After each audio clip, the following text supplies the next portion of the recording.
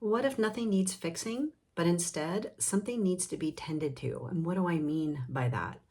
So many of us are carrying around probably a long list of things that we'd love to see change in our life about ourselves, about our circumstances, relationship, finances, sleep issues, health issues.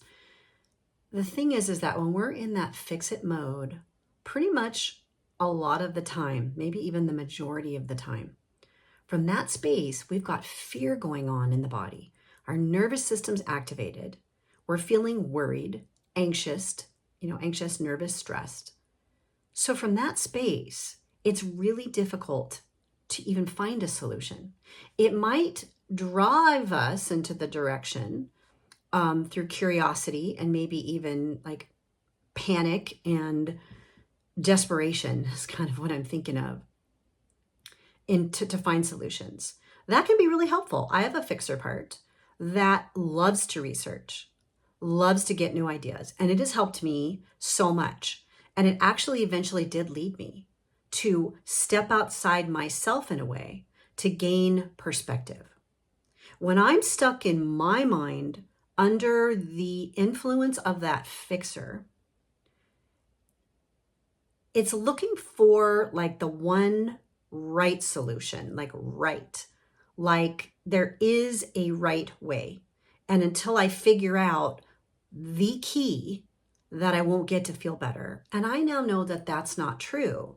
So what's worked for me and what I see working for my clients who I'm mentoring and guiding and supporting is to realize the consciousness of the fixer.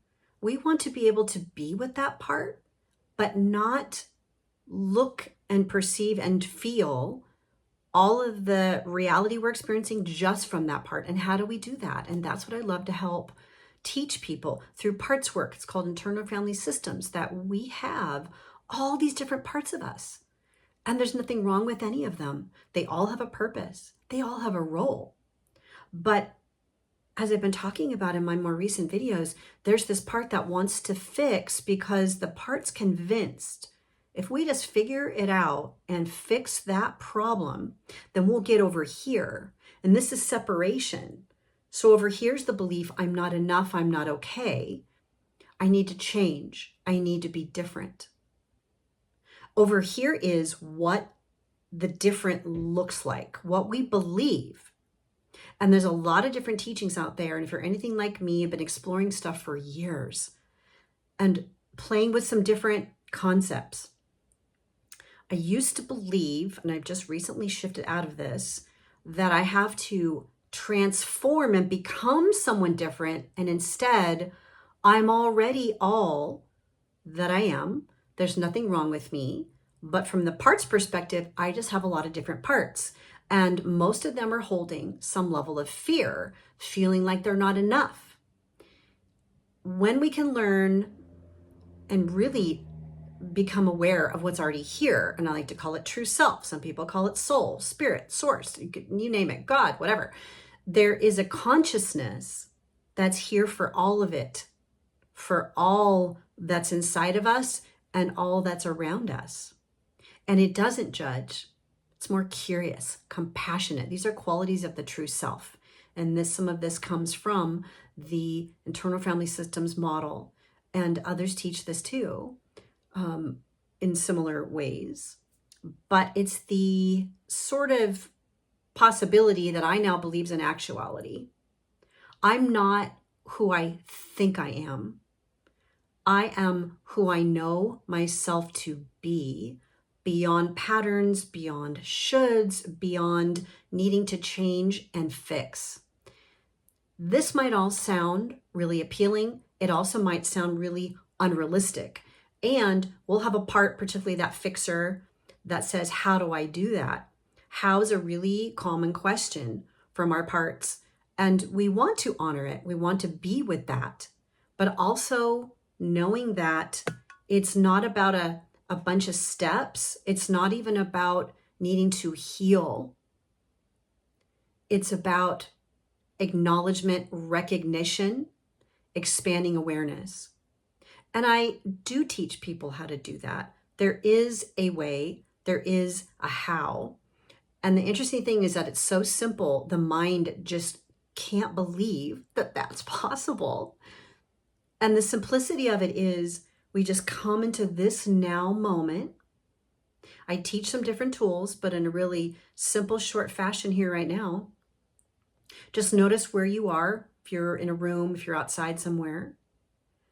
And if you just notice, first of all, do you feel safe? Are you okay? Are you able to breathe? Are you able to conceptualize that there's nothing, that the possibility that there's nothing here to fix in this moment? And I invite people to notice what thoughts are here. Thoughts and parts are coming in to communicate and show us things. We have parts that want to keep us busy in our mind.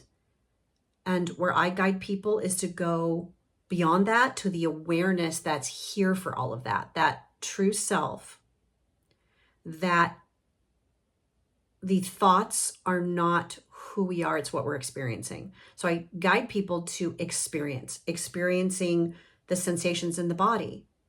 Something like anxiety can be a very uncomfortable, challenging, of course, fearful experience.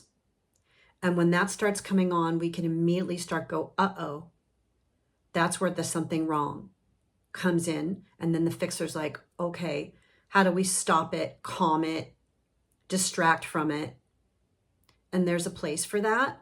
But where I go beyond that in my work with my clients is to be able to be with what's here, tolerating from a place of awareness that you know you're safe, that just because there's these sensations, it doesn't have to mean there is a threat.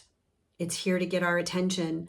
And with curiosity, we can just get to know ourselves better to the point where we can experience that we're okay, even if we are uncomfortable with what's happening in the body, and learning to be with all of this instead of becoming it in the truth and making that our reality.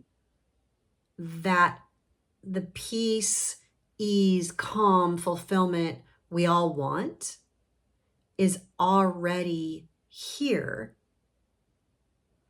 It does take some presence and cultivating, and that's where some of the tools and practices come in, but it's very simple. And lastly, I just want to say, there's nothing wrong with you. You are believing that you are, and there are good reasons for that. And we can't just shift the mindset to think more positive and just tell yourself that there isn't anything wrong with you. We have to go sort of beyond the mind and into knowing. And it is a practice. It has changed my life. I see it shifting so much in my clients. It's a way of living. It's just a whole other way of living. If this speaks to you, I invite you to keep tuning in for more. I would love to hear about your experiences. Please feel free to share in the comments. I do have offerings of one-on-one sessions right now. I am going to be opening up a few spots for some deeper, more engaged coaching where you can access me in a platform like Voxer. I find that just an hour-long session once a week or whatever it might be for people, like we're living life all in between, and that kind of wraparound support can be so helpful to have someone that you can text. And I'm not available 24/7 in that context, but I get back to people usually pretty quickly within the daytime hours.